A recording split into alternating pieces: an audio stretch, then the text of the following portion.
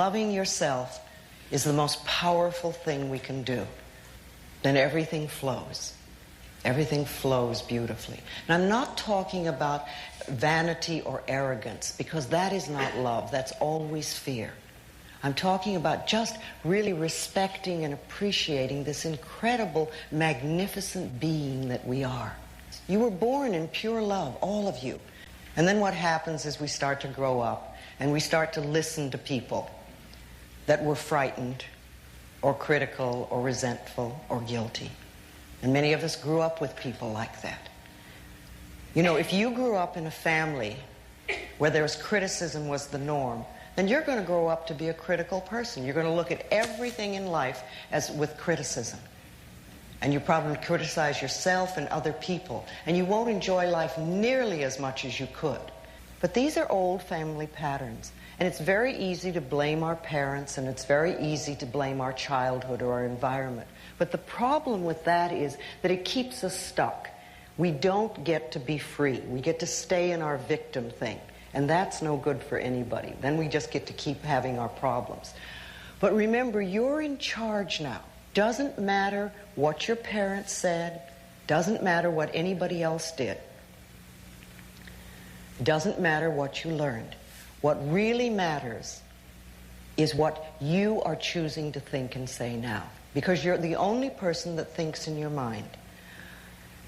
And you choose your thoughts. So you are always in charge, and you're creating your world and your life. Now, I've known that one of the most powerful affirmations you can use is, I love and approve of myself. I love and approve of myself. And when you first say that, it's amazing what can come up and come to the surface. Lots of times when we begin to say that, all the negative messages come to the surface. And it's marvelous because that gives us an opportunity to know what's been in the way. You see, if you don't hear your negative messages, you don't know what's in your way.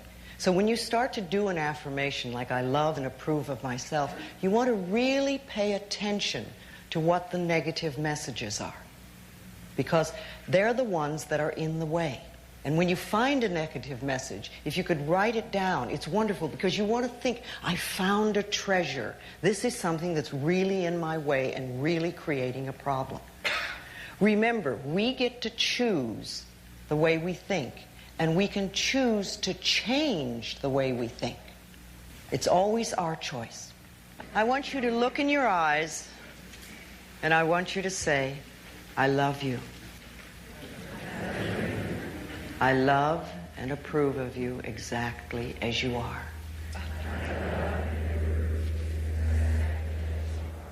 Okay, now just begin to notice what you're feeling.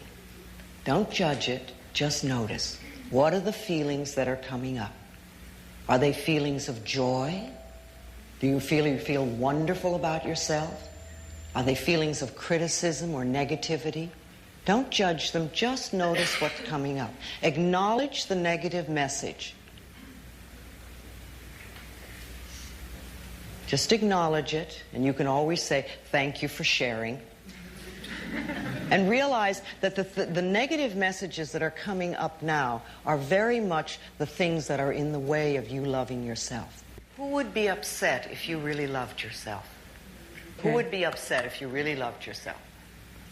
My parents. What was the family message? Always judgmental, always...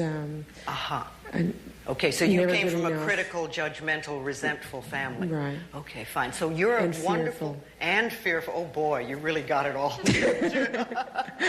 Okay, it just means that you have a little more to work on. You know, I really think that some of us are very young souls, and we come here, and it's like going to kindergarten. Life is really very simple. And some of us are much older souls, and we pick tougher tests, and it's more like going to graduate school. But, you know, you can do it. It's just that you've chosen perhaps a little more difficult things to overcome. But see, it's my belief that the main thing that we really come here to work on is loving ourselves, in spite of what they say and in spite of what they do. And that's what we really need to do. So, okay, you've got things, you've got judgment, you've got criticism, you've got fear. Probably a little guilt in there too.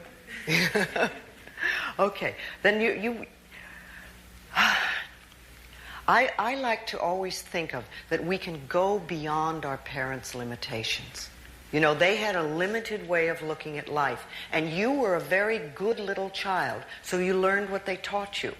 See, a lot of us think that we're bad and we're not good enough and we're no good, but actually we're ideal, wonderful, loving little children, and we learn exactly what our parents teach us. Not always what they tell us to do, but we learn from them, and we learn exactly what they do, and we grow up doing the same thing.